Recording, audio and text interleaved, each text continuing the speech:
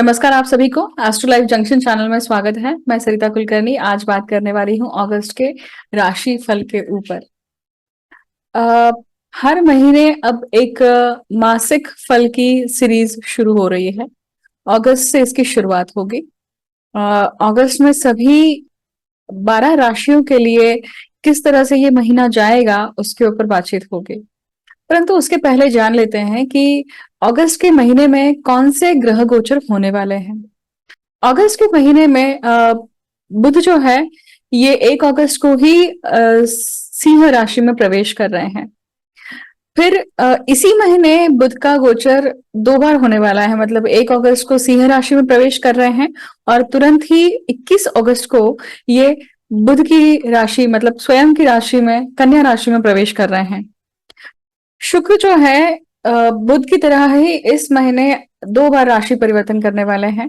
7 अगस्त 2022 को ये कर्क राशि में जाने वाले हैं। उसी के बाद में ये 31 अगस्त 2022 को ये सिंह राशि में प्रवेश करेंगे। मतलब इसका इम्पैक्ट जो है एक अगस्त महीने में शुक्र का इम्पैक्ट पूरी तरह से आपको कर्क राशि में नजर आएगा। अभी फिलहाल ये मिथुन राशि में चल रहे हैं और 31 अगस्त को ये सिंह राशि में प्रवेश करेंगे और पूरा सितंबर जो है, सितंबर में आपको इसका जो असर है वो सिंह राशि में नजर आएगा। सूर्य हर महीने 14 या 15 तारीख को गोचर करते हैं, तो सूर्य का जो गोचर है 14 से 17 अगस्त हर महीने सूर्य गोचर करते हैं और 17 अगस्त 2022 को सूर्य जो है वो अपनी स्वयं की राशि में जाएंगे, मतलब सिंह राशि में जाएंगे। साल में ये अपनी स्वयं की राशि में सिंह राशि में सिर्फ एक बार प्रवेश करते हैं। 12 महीने में 12 राशियां कवर करते हैं और जब अपनी स्वयं की राशि में आते हैं तो बहुत अच्छा फल देते हैं, बहुत स्ट्रांग हो जाते हैं। उसी प्रकार से इस महीने गोचर एक और ग्रह का होने वाला है, वो है मंगल। वृषभ राशि में प्रवेश करने वाले हैं 10 अगस्त 2022 को। तो ये था ग्रह गोचर अगस्त महीने का। और ये गोचर आप देखेंगे कि हर राशि के लिए किस प्रकार से इम्पैक्ट करता है। तो सबसे पहले बात कन्या लग्न की बात करते हैं। कन्या लग्न का स्वामी बुध 1 अगस्त को ही कहाँ कहाँ गोचर कर चुके हैं, व्यय स्थान में, मतलब सिंह राशि में प्रवेश कर चुके हैं। लग्नेश का व्यय स्थान में होना जातक को फॉरेन में इंटरेस्ट देता है, फॉरेन के ट्रैवल में, फॉरेन के वास्तव्य को परमानेंट सेटलमेंट में बनाने के लिए उत्सुक या उसको प्रेरित करता है। अगर हम दूसरी तरफ से बात करें तो लग्नेश का व्यय स्थान में होना ये दिखाता है कि कहीं ना कहीं व्यक्ति की तबीयत खराब चल रही होगी या वो रोगों से, हॉस्पिटल के चक्करों से जूझ रहा होगा। तो ये स्थिति बनी हुई है और ये स्थिति कब तक चलेगी? 21 अगस्त तक चलेगी। खर्चा बढ़ता है ऐसे केस में। व्यय भाव में जब होता है लग्नेश तो कहीं ना कहीं आपकी इच्छाएं, आकांक्षाएं जो होती है वो शैया सुखों से भी बहुत हो जाती है और आप अल्टीमेटली फ्रस्ट्रेटेड भी होते हैं जब अगर आपका फिजिकल प्लेजर आपको मिल नहीं पाता है। तो ये सिचुएशन इस महीने काफी आपको फील होगी। काफी झगड़े हो सकते हैं या काफी दिक्कतें हो सकती हैं आपके स्पाउस के साथ में, परंतु आपको शांत होकर सामना देना है उस चीज का, ताकि जैसे ही बुध लग्न भाव में आता है आप नए सिरे से नया चैप्टर शुरू करने के लिए तैयार हो जाते हैं। दूसरे भाव की बात करते हैं। दूसरे भाव का स्वामी कहाँ बैठा हुआ है? अभी फिलहाल आप देखेंगे कि 7 अगस्त तक मिथुन राशि मतलब दशम स्थान में ही था, पर अब वो 7 अगस्त के बाद में पूरा महीना जो है वो लाभ भाव में रहने वाले हैं।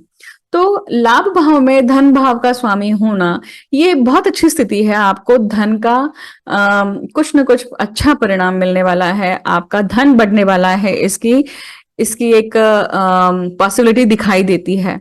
हालांकि हालांकि व्यय स्थान का स्वामी सूर्य भी वहां पे बैठने के कारण वो एक दिखता है कि कहीं ना कहीं खर्च भी बढ़ेगा, कुटुंब को लेकर, कुटुंब के चीजों को लेकर, अपनी माता को लेकर, माता के हेल्थ को लेकर ये एक सिचुएशन जरूर दिखाई देती है। देखिए, कुटुंब भाव का स्वामी मैंने कहा कि जब वो लाभ भाव में होता है तो आप हमेशा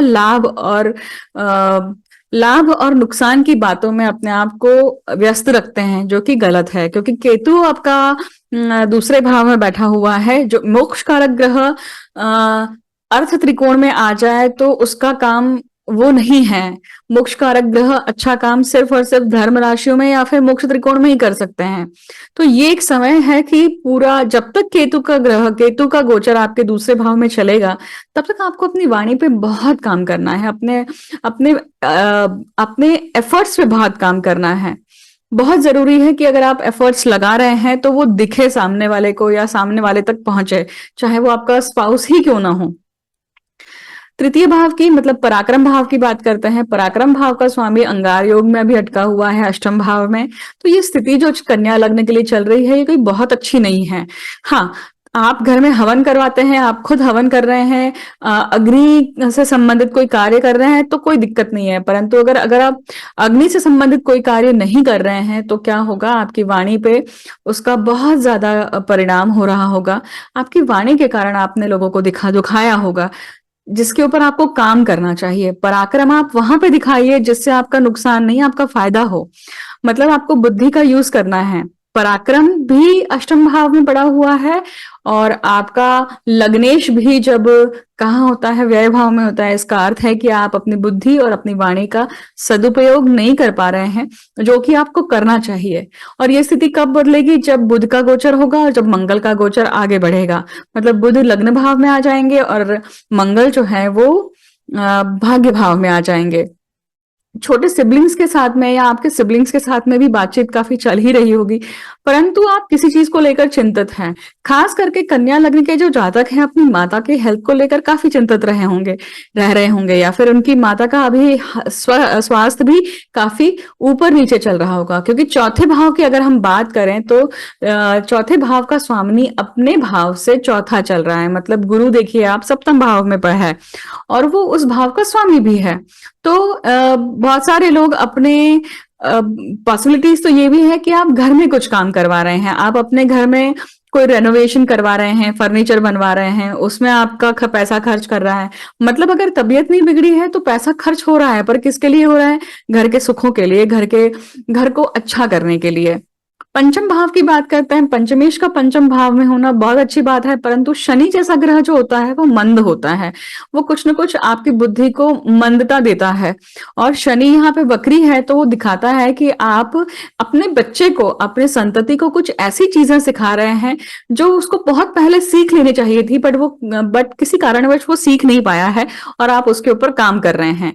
फिर हो सकता है कि आप अपनी स्पेक्यूलेशन, ट्रेडिंग, स्टॉक, इन सब चीजों या इन सब विषयों का भी अभ्यास करके अपने आप को अपडेट कर रहे हैं या फिर उसकी टेस्टिंग कर रहे हैं, या आप कितना अच्छा कर सकते हैं, ये विषय आपको करना चाहिए कि नहीं करना चाहिए, इसके ऊपर भी चिंतन मनन आपका चलता रहेगा।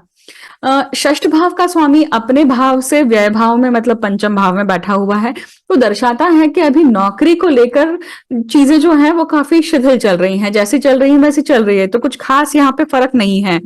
परंतु जब शनि मार्गी होंगे तब आपके जीवन में एक फर्क होना शुरू होगा। बहुत सारे लोग, बहुत सारे कन्या लग्न के जातक जो हैं वो ऑफिस ज्वाइन करना है कि नहीं करना है या वर्क फ्रॉम होम ही करना है, इसके असमंजस स्थिति में कहीं ना कहीं अटके हुए होंगे। परंतु अगस्त के बाद में आपको एक क्लैरिटी आएगी और आप आगे बढ़ेंगे उस दिशा में, चाहे फिर वो ऑफिस जाना ही क्यों ना हो।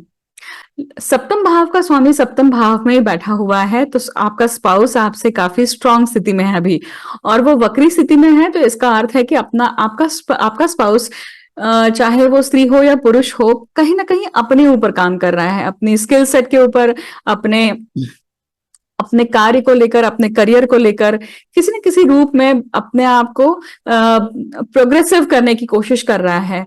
हो सकता है वो सर्टिफिकेशन हो सकता है उसके कामकाज को लेकर, अपने पैसे को लेकर, बिजनेस को लेकर, कैसे नए आइडियाज को इम्प्लीमेंट की जा सकती है, कैसे वेबसाइट बिल्डअप की जा सकती है, इन सब चीजों को लेकर उनका अभी दिमाग उस तरफ दौड़ रहा होगा।